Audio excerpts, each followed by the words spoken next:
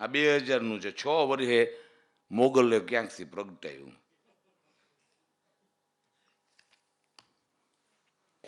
આને પાછું હજી છાપામાં એનો લેખ ચાલે છે હજી. આમ જો આ વિચારોના વૃંદાવનમાં, અને વૃંદાવનમાં ગોપી અને કૃષ્ણ આજ કરતા હોય. સેક્સના સ્વીકાર વિના જીવનની સમજણ અધૂરી. અને એમાં પૃથ્વીસિંહ દરબાર અને મીરાબેનના સેક્સ સંબંધોની વચમાં ગાંધીને રાખીને એનામાં ચર્ચા કરી છે. કેટલાક માણસ એટલા બધા પજેસ હોય, જો તમે માતાજીમાં પજેસ થશો તો આખી જગતમાં માતાજી દેખાશે, અને સેક્સમાં પજેસ થશો ને તો ચારેકોર તમને એ જ દેખાશે, પછી ગાંધીજીમાં એ દેખાશે. આ સન્ડે દિવ્ય ભાસ્કર, તારીખ છે રવિવાર 10 માર્ચ. આખું આ વિચારોના વૃંદાવનમાં નામનું આખી બુક છે, અને બુકોમાં બધા આ જ પ્રસંગો છે. પૃથ્વીરાજસિંહ વિના મીરાબેન જુરે છે, પૃથ્વીરાજ પ્રણવાના છે કે નથી. આ નાનાભાઈ ભટ્ટને લખેલો બાપુનો પત્ર આમાં છાપ્યો છે. હવે આખું ભાવનગર જેને સદભાવનાથી જોવે છે એ આવતીકાલે એની બોન દીકરી નહીં મોકલે. એની આને ખબર છે નહીં, વ્યવસ્થા હોય તો મૂકશે, પણ જેને આ કાગળો છપાણા અને ચર્ચા ચકડોળે ચેડી પછી નહીં મોકલે. માણસનું મગજ પાછું એ નોકરી મૂકી દીધી ને એનો ધંધો આમાં હાયલો હોય તો જ આમાં હાયલો હોય, નકર તો કોઈ નો હાલે. ખાલી ખોટો વાણિયો થાય ને તો એ વાણિયાના સંસ્કારો તો આવે જ. ખોટો હું રામ બનું તો સાચો રામ રુદામાં આવે, એટલે એમના વગર તો એ હાયલો જ નહીં હોય. અને ઉમૈયા માતાજીના મંદિર, એ દેવી ઉમૈયા ખમૈયા ઈશનારી, દેવી ધારણી ત્રિભુવન બૂંદ દાડી, આવું લખેલું. એ સિદ્ધસરમાં માતાજીના મંદિરમાં કોઈ ગઢવી નહોતા. માતાજીમાં ગઢવી હોય જ નહીં. આપણે લાગે છે કે આપણે માતાજી વાળા છીએ, જગત નથી માનતું. તમે હાથે તમને ફૂલ ચડાવો, હાથે કૂટો, બે હરકું છે. એવું કોઈ સમાજ તો નહીં માનતા. અને શું કામ માને? અને ગળે ઉતારવું વહમો છે બાળો. એમ ભાઈનો કંઠ લાગ્યો છે અને રોકાણા છે, કાગના વેણ લાગ્યા છે અને રોકાણા છે, મેઘાણીને કેટલાક પ્રસંગો ચોટ્યા છે અને રોકાણો છે. અને એ પ્રસંગોના આધારે અમે આપણા સમાજનું એક મનોમય જગત બનાવીએ છીએ. પણ ઇતના ઇનફ નહીં, ઉતના આસાન નહીં. અહીંયા કોઈ ગઢવી ન મળે. મારા ગામમાંથી ઉમૈયાની નીકળી હતી જાત્રા. મેં એ બધાને પૂછ્યું, મેં કીધું તમે બધા? તો કે અમે તો ઉમૈયા માતાજી. મેં કહ્યું અહીંયા હિંગળાજનું મંદિર છે, તમને કથાની ખબર છે કે કા?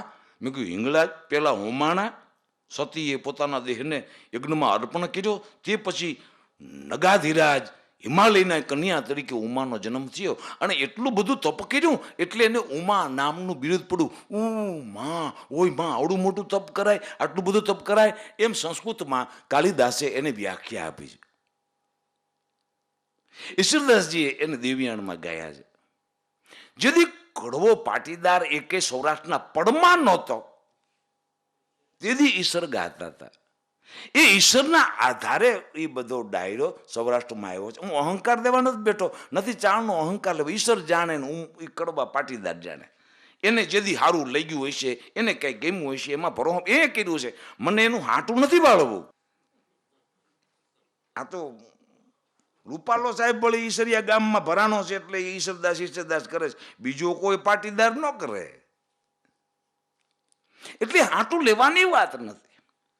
પણ મેં એને યાદી દેવડાવી કે ભાઈ તમે હિંગળાજના મંદિર સુધી તો તમારે આવવું છે ને, તમે ઉમૈયાનો રથ લઈને નીકળ્યા છો, તો ઉમૈયા સૌથી પહેલા હિંગળાજ હતી. તો કેમ? હા, પણ હવે તો રથ વિયોગ્યો. મેં કહ્યું વિયોગ્ય તો કાંઈ થાય નહીં. મારી કાંઈ રથ પાછો તેડી આવવાની કંઈ ઈચ્છા નથી, કે ઈરાદો નથી ને શક્ય નથી. અને મારા ગામના થોડાક પટેલોનું એ આખા સમૂહ સામે આવે કેટલું? પણ એક વાત કહું, તમે સિદ્ધસરમાં જો ઉમૈયાની સ્થાપના કરવા માંગતા હો તો હું ચાહણ છું એટલે નથી કહી રહ્યો, પણ તમે જ્યાં સુધી દેવ્યાણનો પાઠ નહીં કરો ને ઉમૈયા બેસે નહીં. કારણ કે તમને એ કથાની ખબર નથી કેવી રીતે કડવા પાટીદારો આ ડાયરાની સાથે આવ્યા છે અને એ કેવું શું શું બન્યું છે. હું કંઈ તમારી પાસે મારા વડવાનો લાગો નથી માગી રહ્યો. આ તો તમારી પ્રતિષ્ઠા અને તમારું અનુષ્ઠાન સુંદર રીતે બને એની સાથે જે જોડાયેલું એલિમેન્ટ છે. તમને બ્રાહ્મણ કહે છે પીળા ચોખા રાખો ને ધોળા મગ રાખો ને લીલા વટાણા રાખો, તો એ કેમ રાખશો તમે? એમાં તમને કેમ બીશું? એ જ વાત છે આમાં. અને એટલું જ તમને સમજવાનું છે. અને પછી એને એટલું કહીને કીધું કે ભીખુદાનનો પ્રોગ્રામ રાખ્યો એમ. એ કામ કરીએ એક ગઢવીને હવે. અને તોય મને સંતોષ હતો, કાલો કાંઈ વાંધો નહીં. તમે જેને ઈશ્વરની વાણીનું એકાદું વેણ યાદ આવે, ભીખુદાનને પાછું દેમિયાણ યાદ નહીં, આ એક બ્લપ ને હવે આ શું કરીએ. પણ શું થાય તોય કબૂલ છે એમ કે ભાઈ હાલો ભાઈ કાંઈ વાંધો નહીં, એટલું તો એ કરશે ને, એમાંથી એકાદી કડી તો કરશે ને, માતાજીમાંથી કોઈ તો ભેળીઓમાંથી એમાંથી કાંઈક તો બોલશે ને. હું કંઈક એ શાખાઓ પાસેથી કોઈ ચારણોનો લાગો લેવા નથી બેઠો, પણ એને રિમાઇન્ડર દેવા બેઠો જો કે એની પરંપરામાં જીવતા સૂત્રોથી એને જીવવું રહ્યું. આજે એ રામકૃષ્ણ પરમહંસ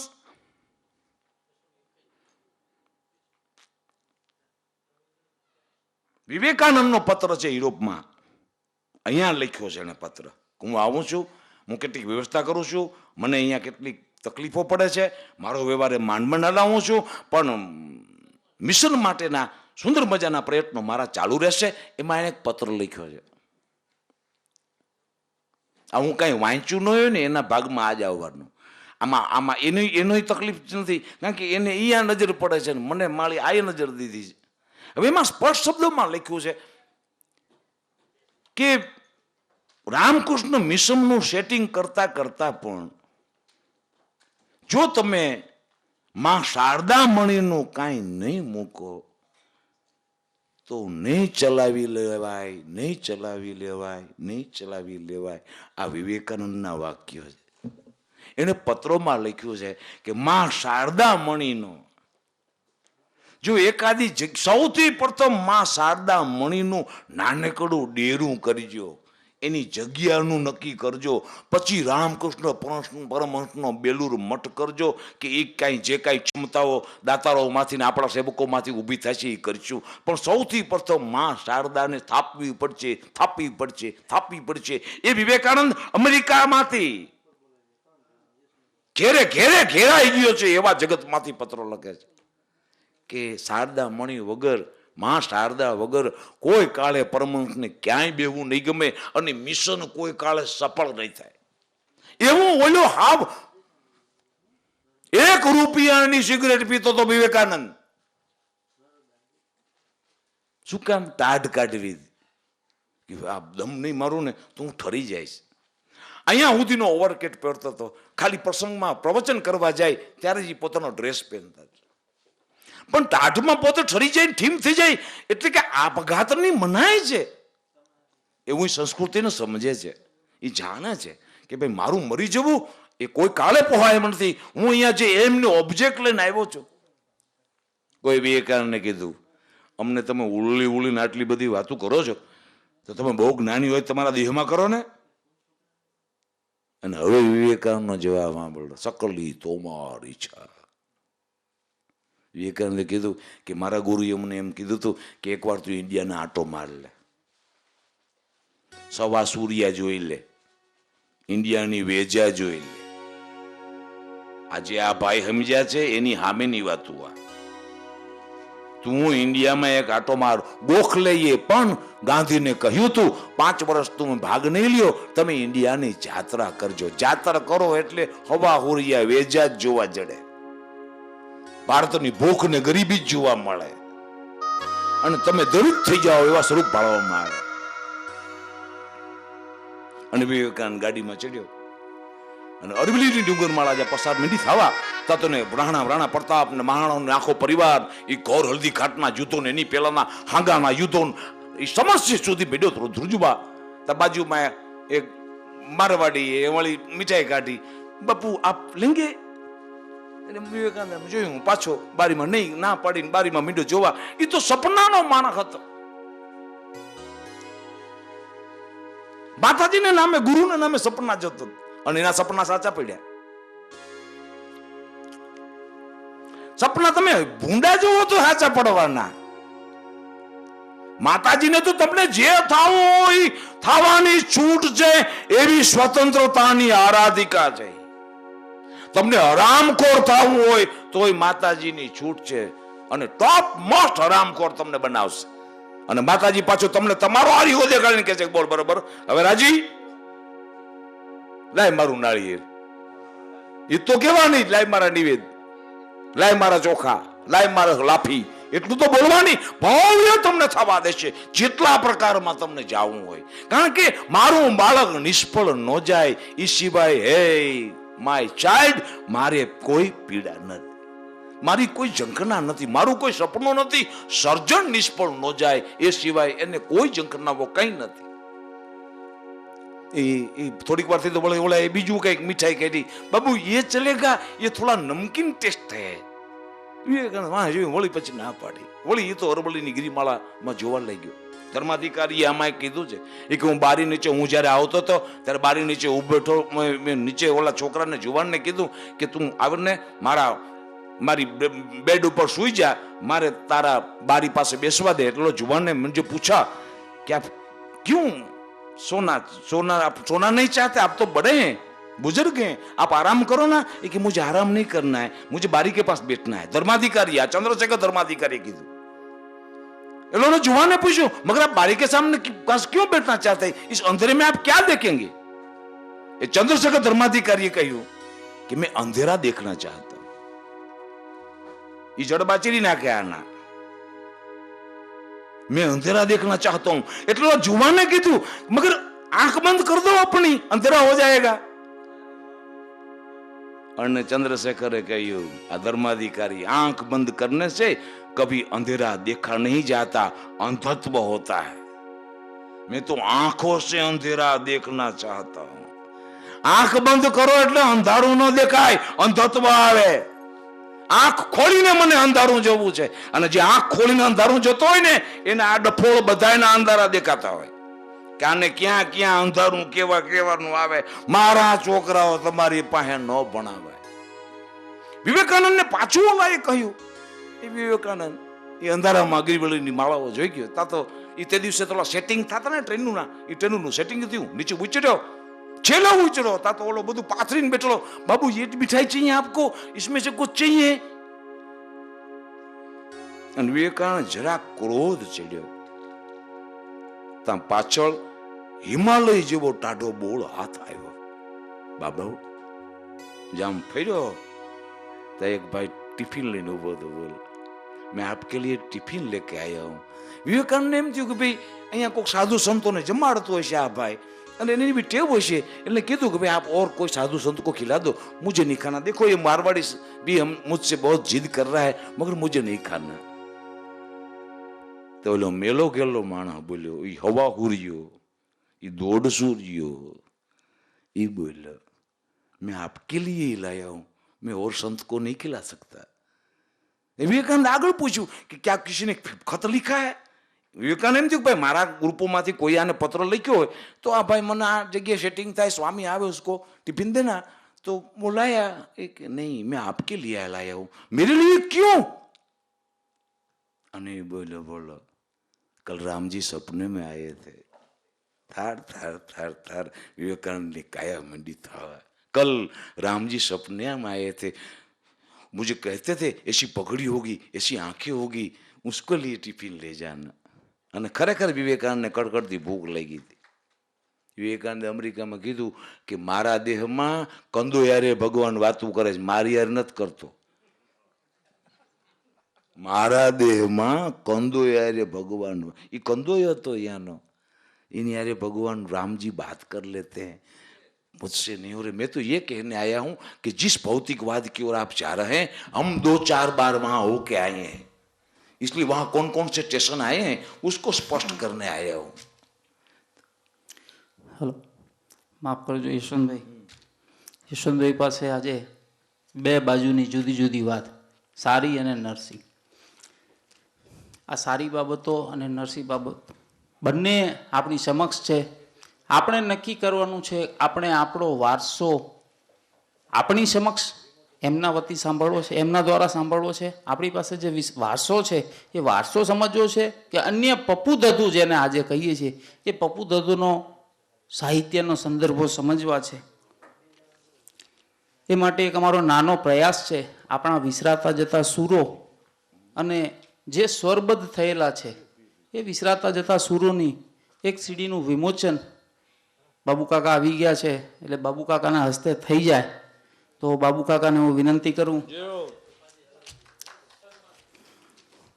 બાબુ કાકા, અરે કમાલે સાહેબ, મજા આવે છે. અમારી સાથે જોડાયેલ સર્વ આ મારા પોતાના સમાજ માટે બોલીએ છીએ એવું નહીં, પણ આ સાંસ્કૃતિક વારસા સાથે આપ જોડાયેલા છો એટલે આજે આપણના હસ્તે કરીએ. આ સાંસ્કૃતિક વારસાનું જતન કરવું એ આપણી નૈતિક જવાબદારી છે અને જો નહીં કરીએ તો આપણે પોતે કમાયેલું આપણું જ પોતાનું ધન તે ક્યાંક આપણે વેડફી નાખશું. આ એક કેસેટની એમો વિજયભાઈ સ્ટેજ પર આવે, બાબુભાઈ કાલિયા સ્ટેજ પર આવે, જવાહર બાબુ આપ પણ સ્ટેજ પર આવશો. નરેન્દ્રભાઈ બળવંતભાઈ સ્ટેજ પર આવી આ વિધિ. ઘાયલ મરતા મરતા રે માતની આઝાદી ગાવે, ઘાયલ મરતા મરતા રે માતની આઝાદી ગાવે.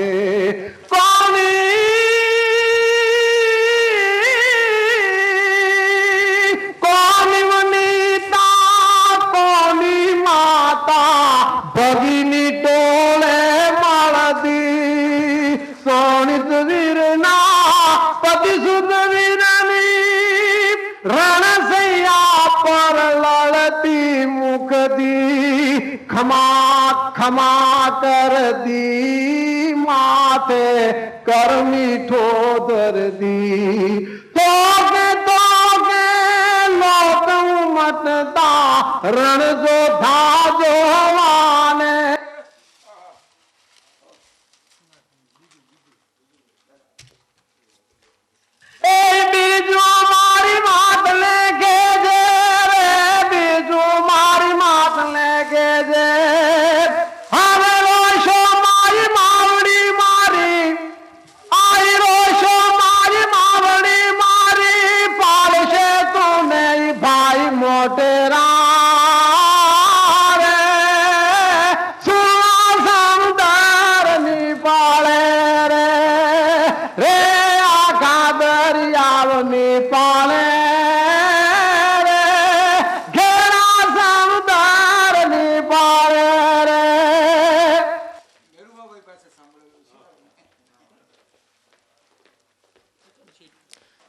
હવે સર્વને પોતાનું સ્થાન ગ્રહણ કરવા વિનંતી. આ વાયસીસીએનો એક નાનો સરખો પ્રયાસ છે. આપણા સૂર વિસરાતા જાય છે એ સૂરનો વારસો સ્વરબદ્ધ થઈ આપણી આવનાર પેઢીને યશવંતભાઈએ વાત કરી એવો વારસો હાથમાં ના આવી જાય માટે આ એક અમારો નાનો સરખો પ્રયાસ છે. એમાં આપ સર્વ આગળ સહકાર આપશો. હવે યશવંતભાઈને વિનંતી કરું કે આગળ ચાલુ કરે. મુરબ્બીશ્રી જવાહરભાઈ ને અમે મેઘાણી શતાબ્દી વખતે આ કેસેટ કરેલી.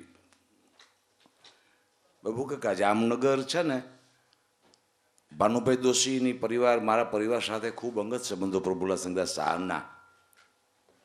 એટલે તમારા BMSમાં મને બોમ્બે મિનરલ સપ્લાય એવું સંભળાય છે. બાબુભાઈ મેઘજીભાઈ શાહ એમાં મારા પરિવાર સાથે જોડાયેલું.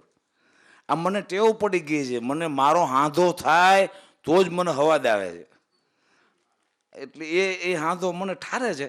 તો એ વખતે એમનું ત્યાં ભવન્સ કોલેજ રહીને જામનગર મહિલા કોલેજ, ત્યાં શતાબ્દી મહોત્સવ વખતે અમે બે, મારા મોટા ભાઈ નામથી હું નાનો, અને ત્યાં એ મેઘાણી શતાબ્દીની એ ફેબ્રુઆરી મહિનામાં, હજી તો ગવર્મેન્ટ ને બધું કોલેજ દ્વારા બધું શરૂ થઈ રહ્યું હતું, ત્યારે અમે એ વખતનું આ રેકોર્ડિંગ ને એ બધું એ સચવાઈ રહ્યું છે ને એ વળી આ રવિન્દ્ર બધું હાચમું છે, એને વળી આ હવાદ આવે છે એનો, અને એને મજા આવે છે. તો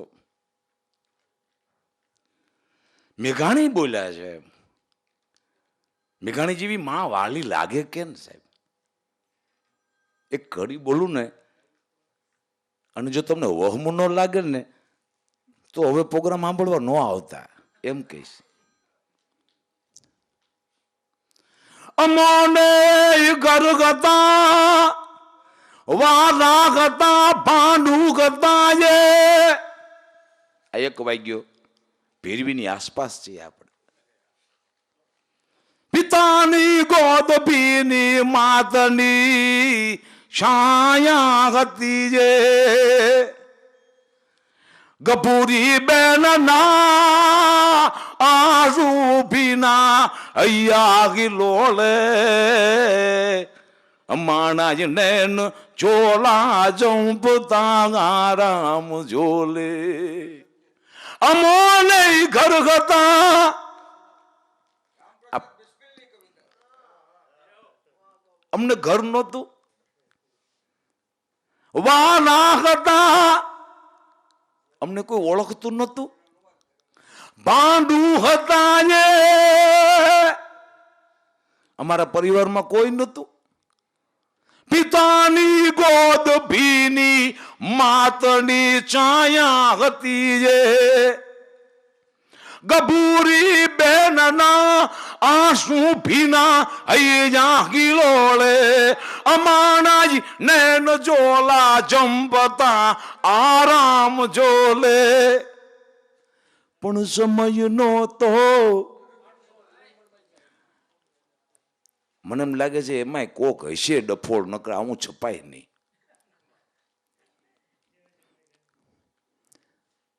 કેવા વાલા અંગ્રેજો હતા, એ આવા ઉઠિયા નહોતા. એમ આ ઘર જે ઉઠે ને એને કોઈ ન ભોગે. મહાભારતની અડખે પડખેની સીમાઓ ધ્રુજતી હતી.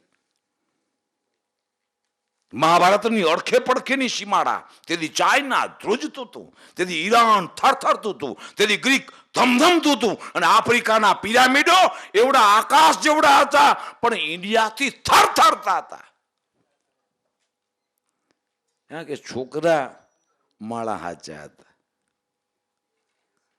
એને ઘરની પીડા હતી, એને ઘરના અંદરો અંદર ઓપરેશન હતા. કેટલાકને વહમું લાગેલું. હું જયારે કાલે આ મજાદર બોલ્યો કે છે સાંભળજો, મેં કીધું પટણી સાહેબ મહાત્મા ગાંધીની હારે ભણેલો અને મોરબી ઠાકોરના પૈસાથી ભણેલા, એટલે એને મોરબી નોકરી કરવી પડે, મોરબી ઠાકોરનું ભલું કરવું પડે. તો મહારાજ ભાવસિંહ એમ કહ્યું કે મોરબી ઠાકોરનું હું કહું, પણ પટણી મહારાજ ભાવસિંહ, પ્રભાશંકર પટણી અને મહાત્મા ગાંધી હારે ભણતા.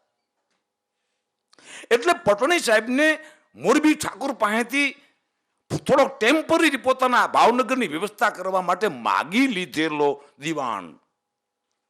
અને એ જયારે એ ચારણોની સામે આવ્યો ત્યારે ચારણો આ ભાષા વાપરી કે કૃષ્ણના ખોળાના છે અમે તમે બધા. પોતાના પરિવારના ઓપરેશન અર્જુન પોતાના હાથે કરાય. તું તારા દાદાને મારે મારું લાગે, પણ હું મારું અને ભીષ્મની કાયાને ઢહોડું એ તમને નહીં ફાવે. આ જે સમજાય ને તો ગીતા સમજે. તને સાચો શ્લોક મારા હાથે ન થાય, એના હાથે ડફોળ. એમાં ડફોળ શબ્દ પેલો પ્રયોગ છે. ફાગુ એટલે કાન હળહળાવી નાખે એવો શબ્દ, જેને ફાગ કહે છે. અને આપણી પરંપરામાં ફાગુ કાવ્યો પણ છે, અને ફાગણ મહિનામાં ફાગ બોલવાનો રિવાજ હતો. One part of catharsis in a slang language. નબળી ભાષામાં ઈ દાજ કેમ કાઢી નાખવી અને એનાથી તમે કેવી રીતે રિલેક્સ થઈ શકો છો. યુરોપમાં તો વેડન્સડે ગાર્ડન છે લંડનમાં, અને અહીંયા ગાળું બોલવાની છૂટ છે, અને સામેવાળો જો તમને કંટાળે એ તમને દઈએ, પણ તમે બાંધો નહીં એટલે પોલીસ છે. ગાળું બોલીને વ્યાજ જાઓ છૂટ, બાંધો નહીં એના બંદોબસ્તમાં પોલીસ છે. દર અઠવાડિયે દર મહિનામાં એક વાર આવે છે એવો, અને ધમધમાટી, અને લંડનના મધ્યમાં છે, મેં જોયું છે. વેડન્સડે ગાર્ડન છે, એના ઉપરથી વળી એક જુદું. આપણે તો આપણે જ છે બધાય. અમોને ખરગતા વાલા ગતા ભાંડુ ગતા, એ આવા બધા માણસો માટે મેઘાણીએ લખ્યું. આ મને હવે સમજાણું. પિતાની ગોદ ભીની માતની છાયા ગતી જે, ગભૂરી બહેનના આંસુ ભીના હૈયા ખિલોળે, અમાના નેન જોલા જંપતા રામ જોલે. પણ સમય નહોતો પ્રિયાને એટલું કહેતા જવાનો, સમય નહોતો માતને એટલું કહેતા જવાનો. ટપકતા આંસુઓને માં સમજજે બાર નાનો, એ બિરાદર નવજવાન અગર બહેતર ભૂલી જજો અમારી યાદ પાની. તમને સ્વતંત્રતા દીધી એટલે તમે આવું બોલી શકો ને. અગર બહેતર ભૂલી જજો અમારી યાદ પાડી, દુખી દાજે દુભવશોમાં સુખી તમ જિંદગાની. વિચારો મેઘાણી, વિચાર કેવા કામ કર્યા. હું ભૂત થઈને વળગીશ એવું બોલ્યો છે એમાં. ખબરદાર જો મને બિચારો કીધો તો. બિચારા મેઘાણી, બિચારો બિસ્મીને, બિચારો શહીદ ભગતસિંહને, બિચારા કાન વગરના માલવું ખાઈ ખાઈને એટલી ખાટા રોટલા ખાટા ખાટા હોઈ રહ્યા હોત તો હું વાંધો હતો. અંગ્રેજો થોડા ઘરે મારવા આવત, આ તો સામેથી મળવા ગયા. મૂળખી ના કહેવાય. આવો બોલશું ભૂત થાન આવીશું એવું કીધું. એ બિરાદર નવજવાન અગર બહેતર ભૂલી જજો ગમાની યાદ પાની, દુખી દાજે દુભવશોમાં સુખી તમ જિંદગાની. પણ બિચારા કઈશમાં,